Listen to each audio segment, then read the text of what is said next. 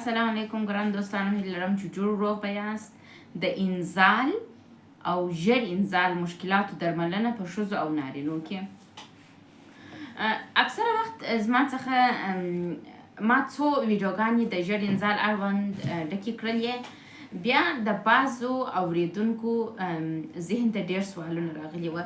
ما په یوه ویډیو کې ویلي وه چې ژر انزال موږ داسې رابطې ته وایو چې په لومړۍ 15 ثانیو کې انزال وسي، او په بعضو ویډیو کې مې ویلي وه چې ښه انزال د 2 دقیقو څخه تر 8 دقیقو پورې وي.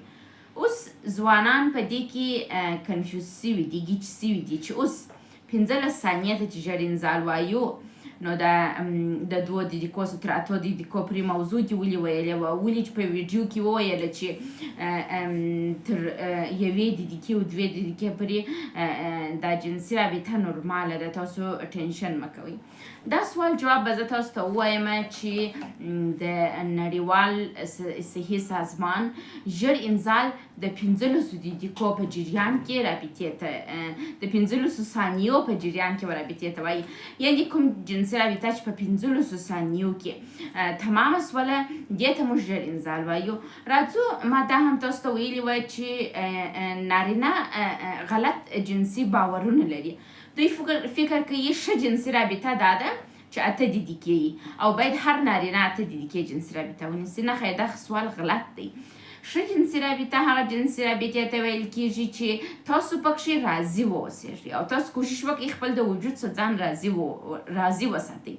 که ستاسو جنسي رابطه 1 دقیقه وخت نیسي، که ستاسو جنسي رابطه 2 دقیقې وخت نیسي، دا یعنې ستاسو جنسي رابطه ښه ده.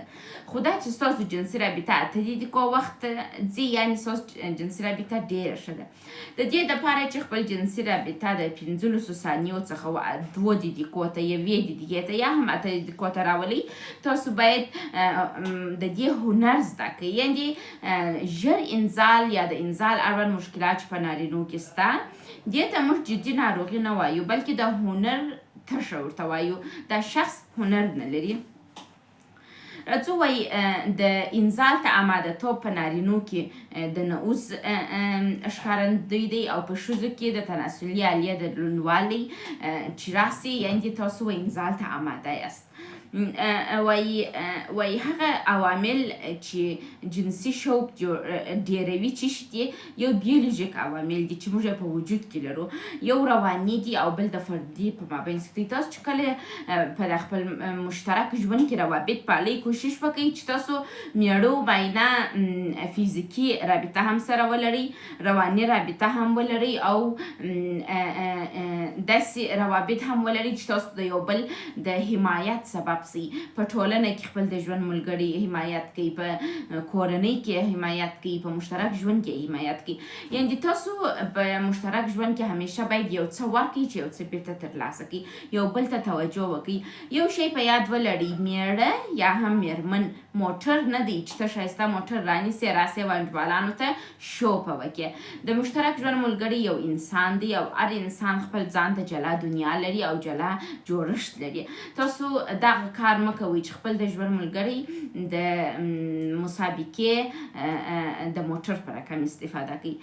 بل یو عامه خبره چې د انزال اړوند موږ ته کېږي، وایي آیا داسې دوا شته چې ژر انزال نه جوړه کړي؟ نه خیر، په طبابت کې تر اوسه پورې داسې یو دوا نه ده کشف شوې چې د ژر انزال ناروغي درملنه وسي. تاسو چې طبي د طبابت دواوي یا هغه دواوي چې د یوناني توګه جوړیږي یا هم په بازارو کې په عام ډول پیدا کیږي، دا دواګانې اصلا د صحت سازمان نه دي تایید کړي او دا غلطي دواګانې دي. تاسو کوشش وکړئ چې د اخیستو څخه یې ډډه وکړئ. هغه کسان چې د 15 ثانیو کې انزال کیږي څو علتونه لري. یو د مهارتونه تشه ده، یا هم د دوی وینه چربه ده، او یا هم د رګو مشکل دی. نو بیا دغه کسان چې د 15 ثانیو تر مخه انزال ته رسیږي، دغه کسان موږ د دوی په تلویزیون کې د دوی بدن ګورو. که چیرې د دوی رګونه بند و رګونه یې ورته خلاصوو، نو د دوی جنسي رابطه بیرته نورمال حالت ته راوګرځېږي. تاسو هغه ځوانان چې جنسي رابطه مو د 1 دقیقې په جریان کې ده یا هم د 2 دقیقو په جریان کې ده، تاسو ځان ته دا مه وایاست چې زه جنسي مشکل لرم یا هم زه ژر انزال کېږم. تاسو د دې پر ځای چې دا ځان ته ووایاست، ځان ته دا ووایاست چې زه باید نور مهارتونه زده کړم چې خپل د جنسي رابطې وخت ډېر کړم. سن او سال په جنسي رابطه کې ډېر رول لري. که نارینه زوړ سي هم یې جنسي رابطه خرابېږي، که ښځه زړه سي هم. هر څومره چې نارینه ځوان وي، هر څومره چې نارینه ځوان سو د جنسي رابطه ژر خلاصېږي.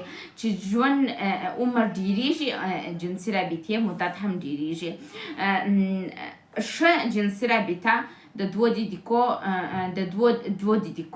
دا ده چې 2 دقیقې جنسي رابطه ونیول سي، او غوره جنسي رابطه چې ډېره ښه جنسي رابطه ونیول سي تر 8 دقیقو پورې. تر 8 دقیقو څخه پورته جنسي رابطه موږ نه لرو. بعضې جنسي رابطې تر 18 دقیقو پورې دوام کوي چې هغه نارینه مریض سي او ښځه چې همکاري ورسره کوي. وایي داسې څه عوامل شته چې موږ خپل جنسي رابطه په سمه کړو، او یا داسې کوم علایم شته چې زموږ جنسي رابطه خرابه کړي. زموږ جنسي رابطه د شوګر ناجوري را خرابوي، د وینې چربي را خرابوي، د رګونو ناجوري را خرابوي، او رواني ستونزې زموږ جنسي روابط را خرابوي. هغه داسې کوم څه شته چې زموږ جنسي روابط را سم کړي. زموږ جنسي روابط موږ باید د دې لپاره چې ښه جنسي رابطه ولرو، خپل جنسي مسایلو ته ښه دیدګاه ولري، خپل جنسي مسایلو ته جلا وخت ورکړي، خپل جنسي مسایلو ته کار وکړي. جنسي روابط په څه سمیږي؟ یو چې تاسو خپل رواني حالت سم کړئ. خپل رواني حالت داسې سم کړئ چې د ځان په نورمال ساتلو کې د ځان سره کومک وکړئ.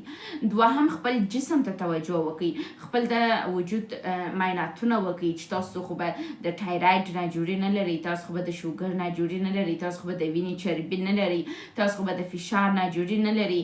دغه ناجوریان خپل په بدن کې تشخیص کړئ، خپل دوای منظم وخورئ او ځان ته توجه وکړئ. تاسو خپل جنسي مسایل یا هم جنسي مشکلات اسانه مه نیسئ.